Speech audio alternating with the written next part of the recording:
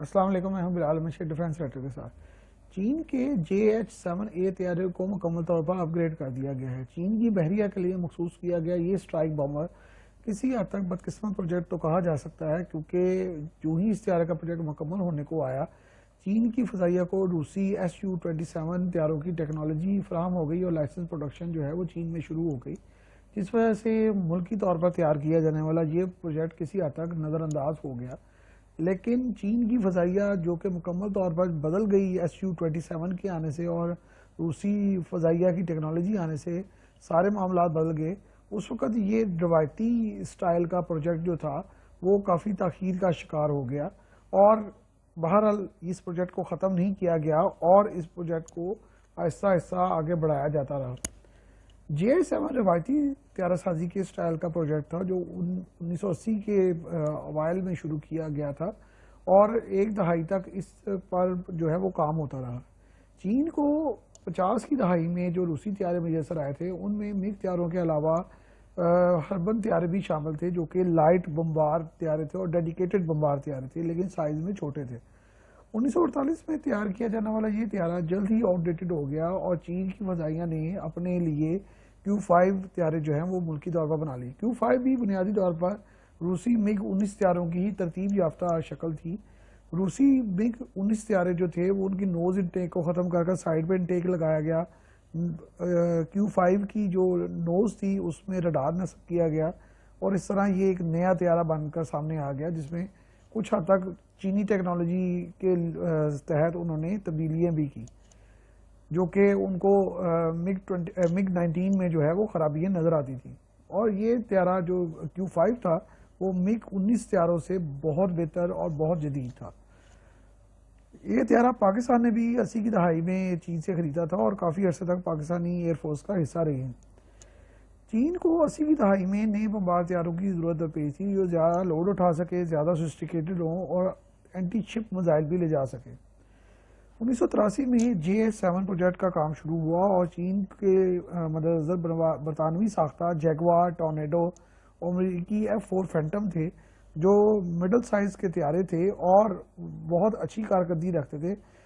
لڑائی میں dog fight میں تو اتنے کامیاب نہیں تھے، لیکن زمین پر حملہ آور ہونے کے لیے بہت کامیاب تھے۔ سائز میں چھوٹے تھے، اسلحہ اٹھا سکتے تھے اور اپنا دفاع خود بھی کر سکتے تھے، کیونکہ اس وقت جو 70 اور 80 کی دہائی میں بمبار طیارے بنائے جا رہے تھے وہ اسٹریٹجک بمبار تھے، بہت بھاری کم تھے، مہنگے بہت زیادہ تھے، اور اپنا دفاع کرنے کی صلاحیت بھی نہیں رکھتے تھے۔ تو اس لیے اس سوچ کے تحت جیگوار، ٹورنیڈو، امریکی F-4 فینٹم، F-111 کو سامنے رکھا گیا اور یہ طیارہ جو ہے وہ بنانا شروع کیا گیا۔ JH-7 اسٹیلتھ ٹیکنالوجی اور نئی طرز کی امریکی اور روسی طیاروں کے ڈیزائن کا مقابلہ کسی صورت بھی نہیں کرتا تھا اور نہ اب کرتا ہے، لیکن چین نے 1990 تک ان طیاروں کو کیونکہ 12 سے 18 کی تعداد میں بنا لیا تھا، تو انہوں نے یہ سارے پروٹوٹائپ جو ہیں وہ اپنی فضائیہ اور بحریہ کے حوالے کیے تاکہ وہ اس پر ٹیسٹ کر سکے۔ چین کو جب Su-27 کی فراہمی روس کی طرف سے شروع ہوئی تو چین نے ملکی طور پر J-11 کے نام سے بھی طیارہ سازی شروع کر دی، اور یوں روسی ٹیکنالوجی کا بہت اچھا استعمال کیا گیا۔ لیکن J-11 اور Su-27 جو ہیں، اور اس کے بعد چین کی فضائیہ میں آنے والے سارے جہاز جو تھے وہ سارے کے سارے جدید ترین ٹیکنالوجی اور سٹائل اور شکل ڈیفرنٹ تھی ان کی، اس کے حامل تھے۔ تو اس لیے اس کو ذرا اولڈ فیشن طیارہ بہرحال کہا جا سکتا ہے، اسی لیے یہ بھی سست روی کا شکار بھی ہو گیا یہ پروجیکٹ، اور چین نے اس ٹیکنالوجی کو بہرحال استعمال کیا اور ضائع نہیں ہونے دیا، اور اس کی نئی ورژن جو ہے وہ JH-7A جلد ہی سامنے آ گئی، اور اس کو مکمل طور پر نیوی کے اسٹرائک رول کے لیے ڈیڈیکیٹ کر دیا گیا۔ اس دوران میں چین کو کیونکہ بہت زیادہ ٹیکنالوجی پر عبور حاصل ہو گیا، اور 5-7 سالوں میں کافی جو چین کی ایویشن انڈسٹری تھی وہ آگے چلی گئی تھی، اس لیے یہ ممکن ہو سکا کہ شکل کو تو اتنا چینج نہ کیا جائے، لیکن ریڈار اور ایویونکس کے علاوہ جو کمپوزٹ مٹیریل تھا اس کی باڈی پر وہ سارا کے سارا جو ہے وہ چینج کیا گیا، جس سے نہ صرف اس طیارے کے وزن میں کافی کمی آئی، یہ زیادہ پرتیلا ہو گیا، خامیاں کافی کم ہوئی، مسائل جو بتائے جا رہے تھے ان پر کافی حد تک قابو پا لیا گیا،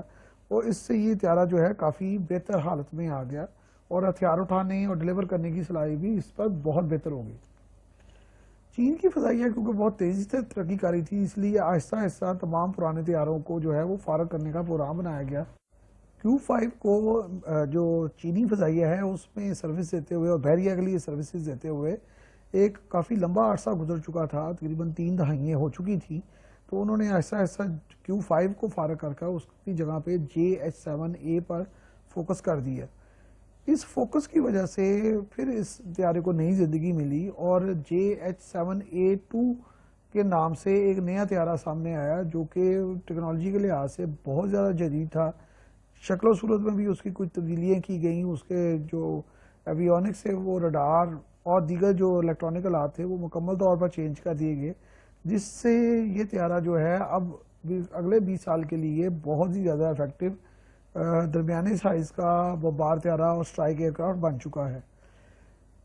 طیارہ سازی کا اہم جز جو ہے وہ انجن ہوتے ہیں۔ یہ طیارہ جو ہے شروع سے ہی انڈر پاور گنا جاتا تھا، یعنی JH-7 کو میں جو انجن لگائے گئے تھے وہ WS-9 لگائے گئے تھے، وہ اتنی پاور جنریٹ نہیں کرتے تھے۔ اب چین نے ملکی طور پر انجن بنانے شروع کر دیے ہیں، تو اس کے انجن بھی آہستہ آہستہ چینج کیے جا رہے ہیں۔ اس میں جدید ترین radar, avionics, missile and cruise missile, anti ship missile, anti radiation missile سبھی اٹھانے کی صلاحیت جو ہے وہ بڑی شاندار بنا دی گئی ہے، اور اس کا سارا جو اندرونی سسٹم ہے وہ اپ گریڈ کر دیا گیا ہے۔ فضا سے فضا میں مار کرنے والے BVR میزائل جو ہیں وہ لگائے گئے ہیں جو کہ L-12 ہیں اور بڑے جدید ہیں۔ 100 میل کی دوری پر یہ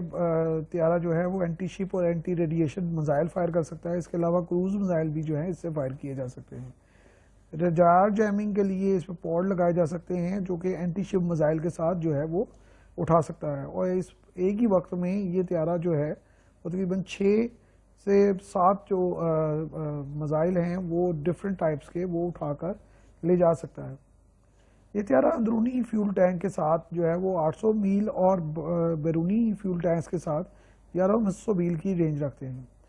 چین کا JH-7A2 طیارہ روایتی سطح پر ایک بہترین بمبار طیارہ کا روپ حاصل کر چکا ہے، اور ایسے 250 طیارے جو ہیں وہ چین کی بحریہ کے حوالے کیے جا چکے ہیں، جو کہ چین کے لیے اینٹی شپ جو کیپیبلٹیز ہیں ان کے لیے